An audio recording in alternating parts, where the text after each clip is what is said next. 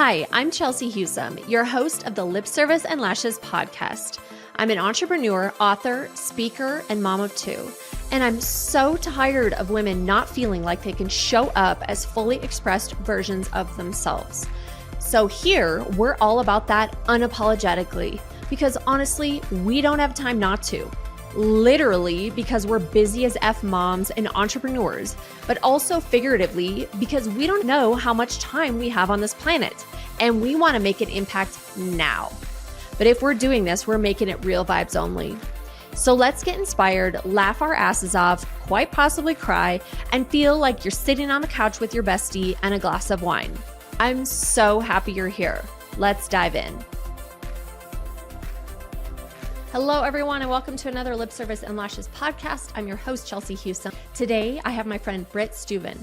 Brit is a multi-passionate creative, author, writing coach, and event producer who believes courage is contagious and everyone has a story worth sharing. She's the founder of Not Till Now, a storytelling movement and writing community that helps people take the creative leap they've been putting off for far too long. Through her programs, workshops, and signature events like Moms on the Mic, Brit has helped thousands of everyday humans find their voice, share their messy first drafts, and discover the kind of confidence that changes everything. She's also an adoptive mom, a kitchen dancer, a self-published author, and a woman who is determined to make creativity feel joyful and accessible to everyone. Gosh, I love that. Brit, welcome. Thank you for having me. Thank you.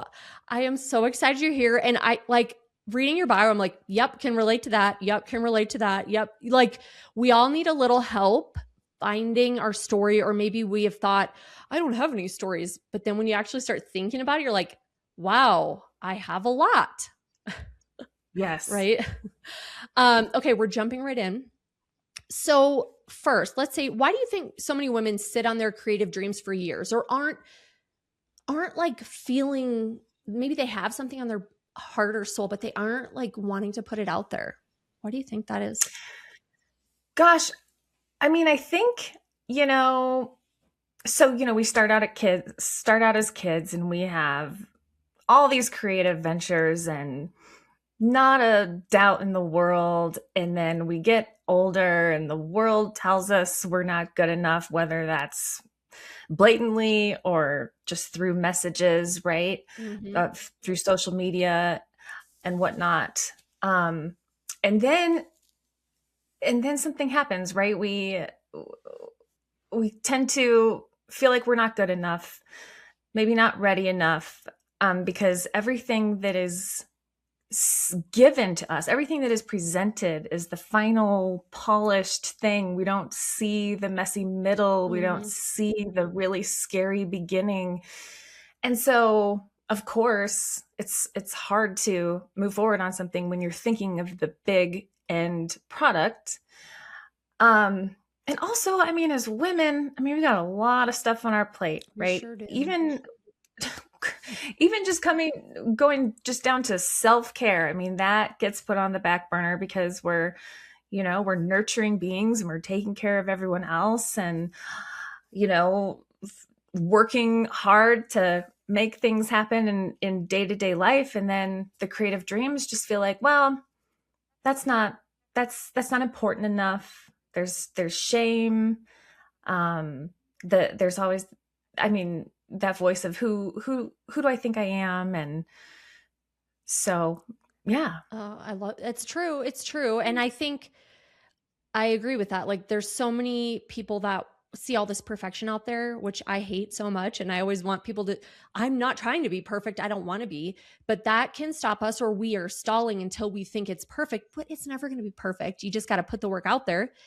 And like, yes. Also, do you think, I'm seeing this in my life, do you see your women around you having kind of a, maybe they're in their 40s-ish, late 30s, 40s, early 50s, having kind of an awakening, like, screw all that. We've done all the shit. We've pleased everybody and, toned ourselves down. But now we're like, screw that. I'm actually going to have this awakening and really step in. Are you seeing that too?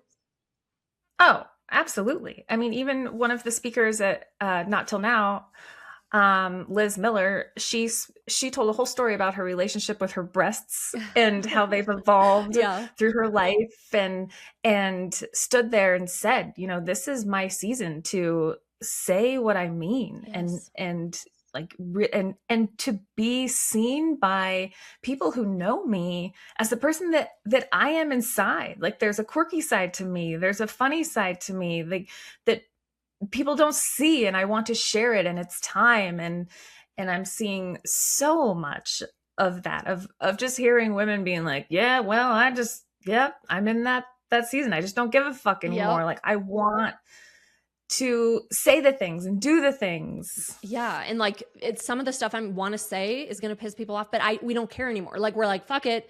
Let's do this finally. Like, enough screwing around.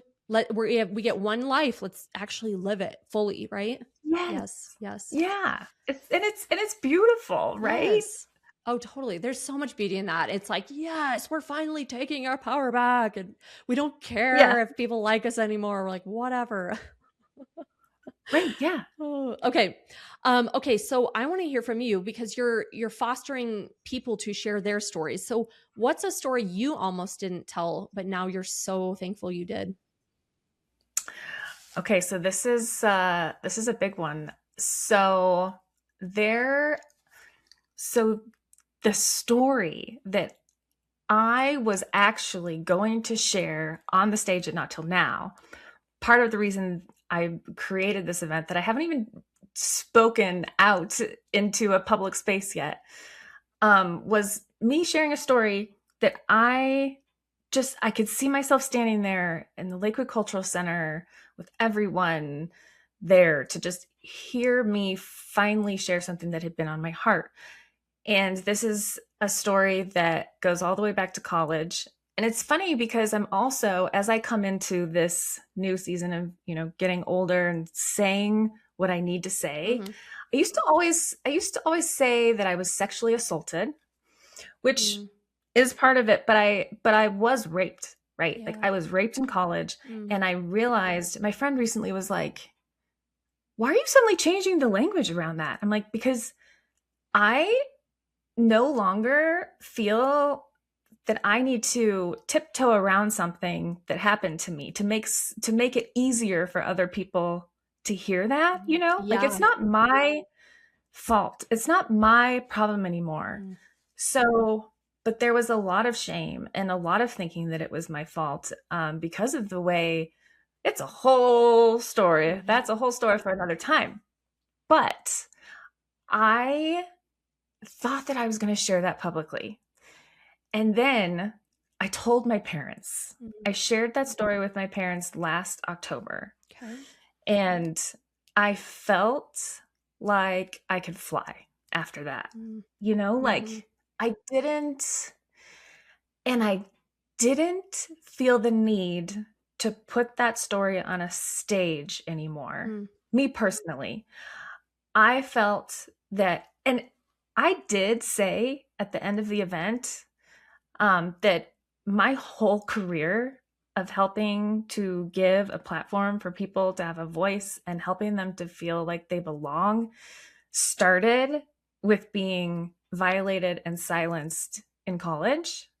So I said it, but that's all I needed to say. I didn't want it to have any more airtime yeah. than that. Yeah. It's something that has definitely influenced my life, but it's not something that defines me anymore. And but it was so crazy that sharing that story with two people that were closest to me, that I didn't tell them for 20 years, Mm, right? And then finally sharing that with them, it's like everything just like lifted. And so I'm so glad that I shared that with them, and it did open my eyes to, wow, like, it people, you're going to be okay also, like, yep.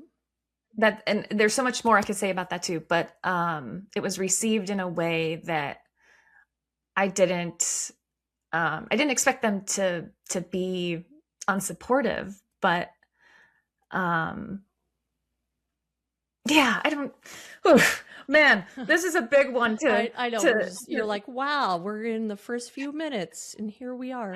no, no, but I mean that from but my well, end. Like yeah, I'm to just go. throwing it. Yeah, Yeah. we could talk about, I mean, there's so many layers of that. Did they receive it? Like, how did they take it? And then I have other questions too. Funny enough, I did mention it to my mom in college, but she didn't remember. And it's Oh. funny how that can happen, right? Mm-hmm. Like she probably blocked it out for good reason. But I certainly didn't want my dad to know because of the shame. And I Yeah. didn't want to see the look on his face, Mm-hmm. Mm-hmm. I didn't want to hurt him. Yeah. But seeing his face and seeing that it was okay and that of course it hurt him, but seeing that he was there and that he finally knew something that really was really hard to carry, that just really helped. Yeah. And I know that not everyone has probably responded in that way or will, but I was prepared for that to be an opportunity as well to if they didn't respond in a certain way to say like, well, this is really important to me, or For sure. anyway. Yeah. Well, So you and I, it's when you're telling that story, it's like I get that because I literally kept mine a secret for 20 years as well. really, Yes. I didn't tell anyone. I never told friends, parents, my husband. So when my book was coming out that week, I'm like, oh, okay, I wrote about it. I need to freaking I was like putting it off, making these calls.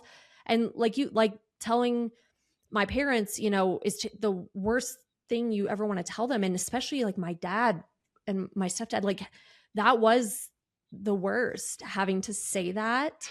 Right. right, So I totally, I get that. And like shoving it so far deep down inside of you, and I pretended like it didn't happen. I think probably out of self-preservation. Cause how does a young yeah, girl in her 20s, how do we even like deal with that? We don't know. So we pretend it didn't happen. right, Yeah.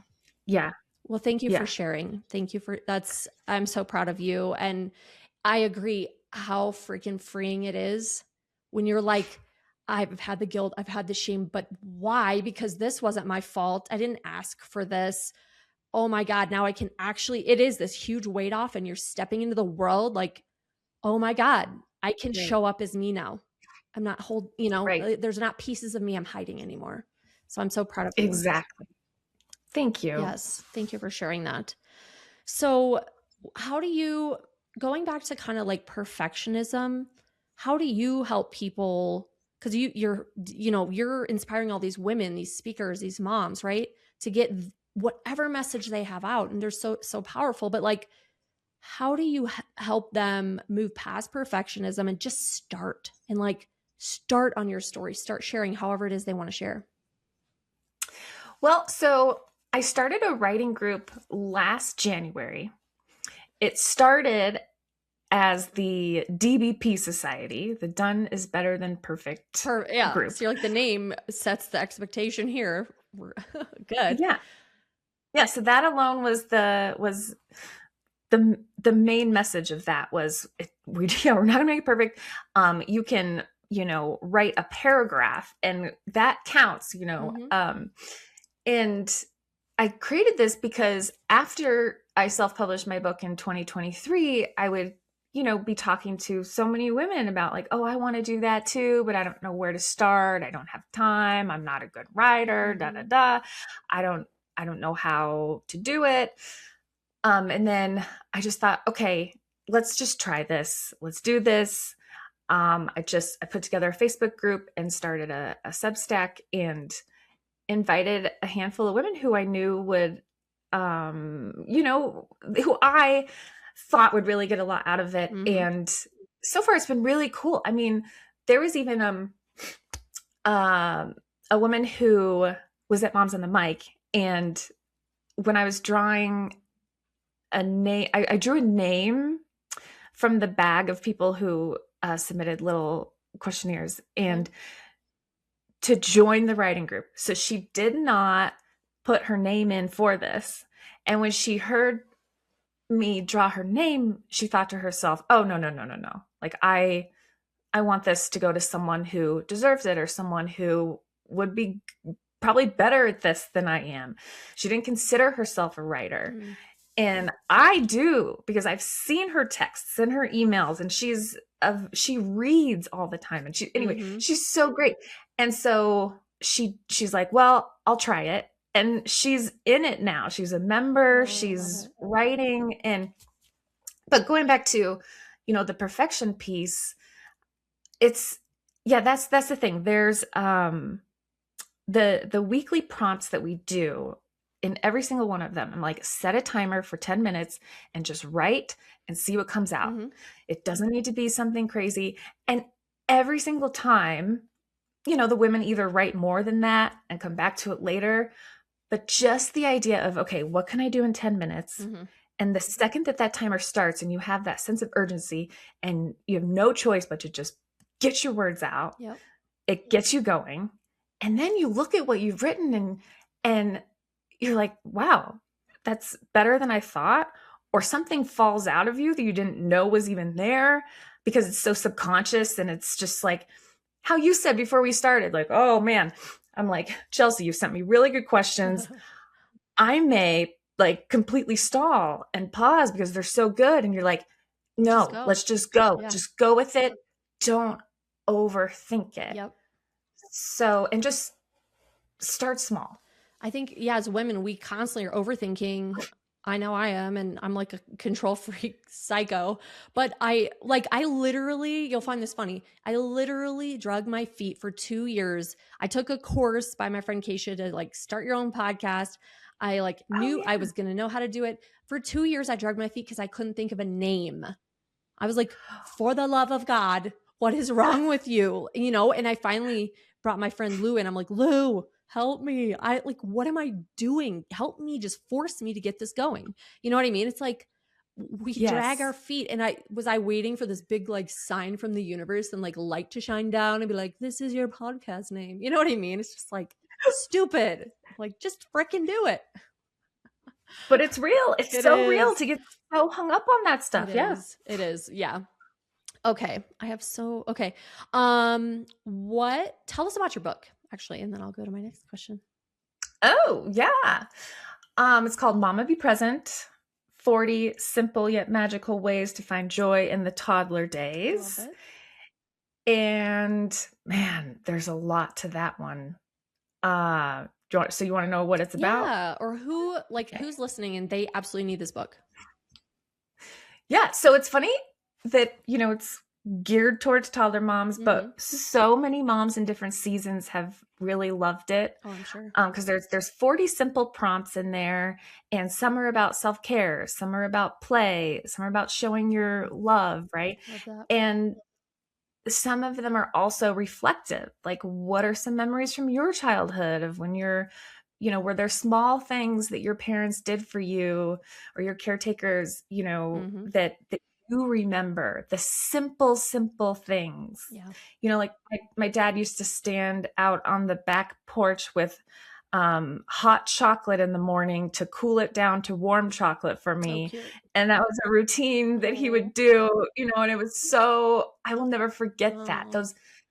The the main thing that I hope moms walk away with when they read that is it goes back to these creative dreams, right? Mm-hmm. We have these big expectations, but really the simplest things are the most powerful. For The sure. first chapter is about making eye contact Mm. with your child Mm. and how powerful that is. Yes.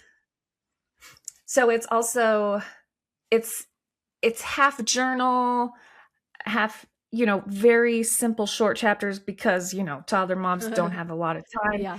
And that, I mean, it was basically a culmination of Instagram posts and Facebook group posts Yeah. from a community that I was running for toddler moms, because I wanted to be seen and heard too. And I Mm-hmm. wanted to embrace that season, Yeah. It's because my hard. son was about to turn 4, and I had missed the first 2 years of his life. and I wanted to save because he's adopted, Yeah. and Okay.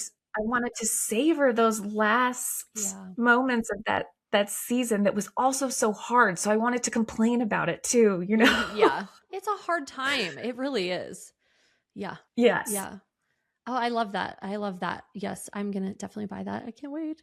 Um, Oh. well, and so, oh, talking about like the simple things are the most memorable. I love that because I don't know your thoughts on this. I am not a Pinterest mom. I can barely pull together a party and I do it somewhere else, not in my home. So there's not like freaking Cheeto dust and applesauce on the carpet. Like that was the last year I was like, screw this. But I'm not a big Pinterest mom, like these trunk or treats or all these like birthday parties and all this stuff is like over the freaking top.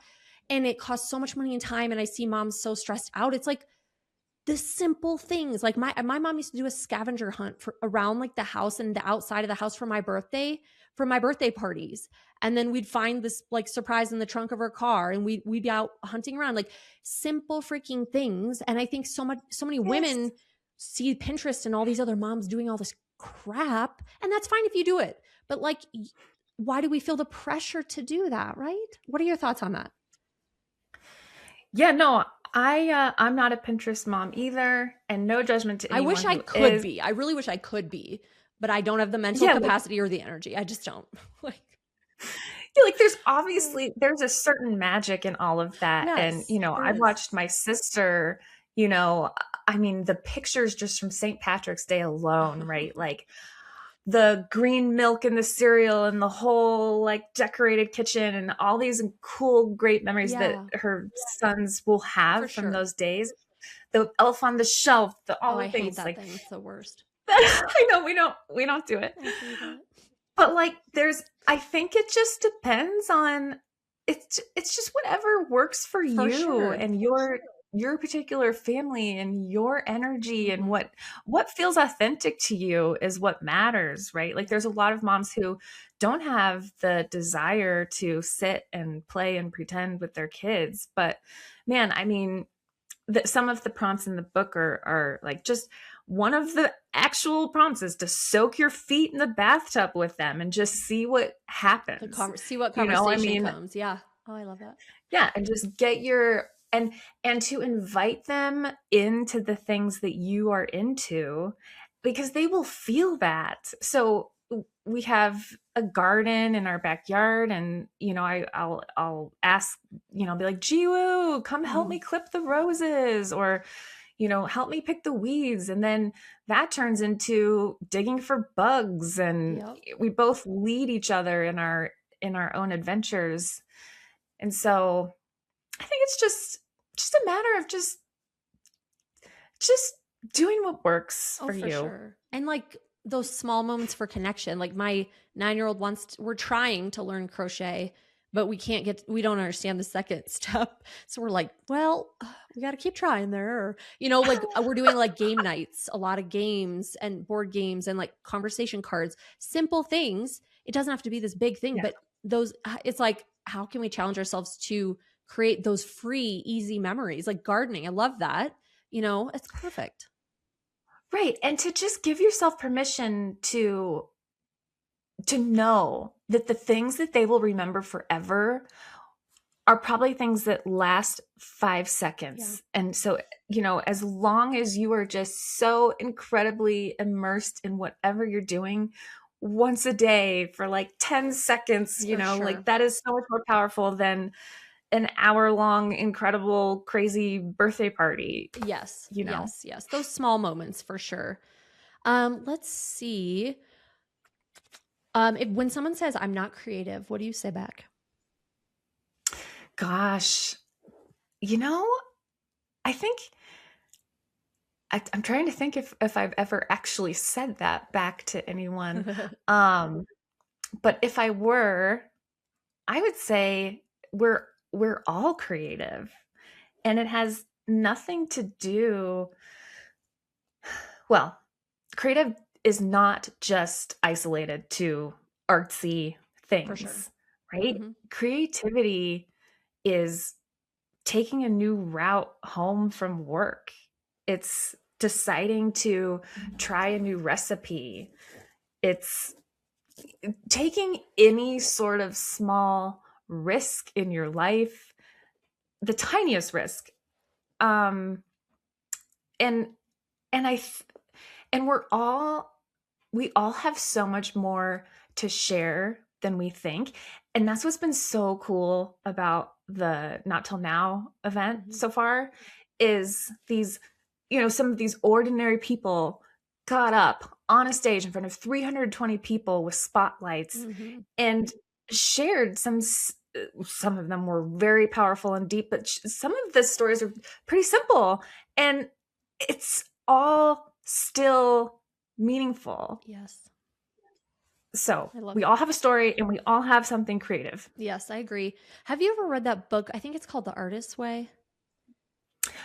I have not read the book, but I've done the morning pages that came from that. Yes. I do like how it's like, we all have creativity in us, and it doesn't have to just be art. It's looking for all kinds of different things. So I'm still reading it, but it is, my son had wanted to do the pottery wheel, and we're trying to do a class together, or go find different things, like going to a movie by myself. I love that. Or the book says, like, going to thrift stores and your favorite thrift store and see what you get. Take a walk, right? Like simple, different things, like you said. Yeah. Just to find ways to play and to do things a little bit differently out of the mundane. Yes. Well, okay. I love play because you're so true. Like you said, when we're young, we're like, we have no cares in the world. We're bold. We're just ourselves, and we play and we laugh. Right. And then when we get old, it's like the love of, like, we don't belly laugh like we used to, hardly ever. The love of, we don't play anymore, just have fun for fun's sake. I think it's so important to go play with your children, or like find the things you used to do when you were a kid and show them, right? We've lost the simple seeking of joy, which is playing in life. What are things that you guys like to do together besides gardening and stuff? Is there other like fun, crazy things where you find yourself just like totally laughing? Oh my goodness. Yes. It's funny, when you have a kid in the car and you're in really bad traffic, you can turn up the music and dance and, dance around in the car. And, you have a little bit extra permission, it's a little less scary to be doing that when someone else is there. Right.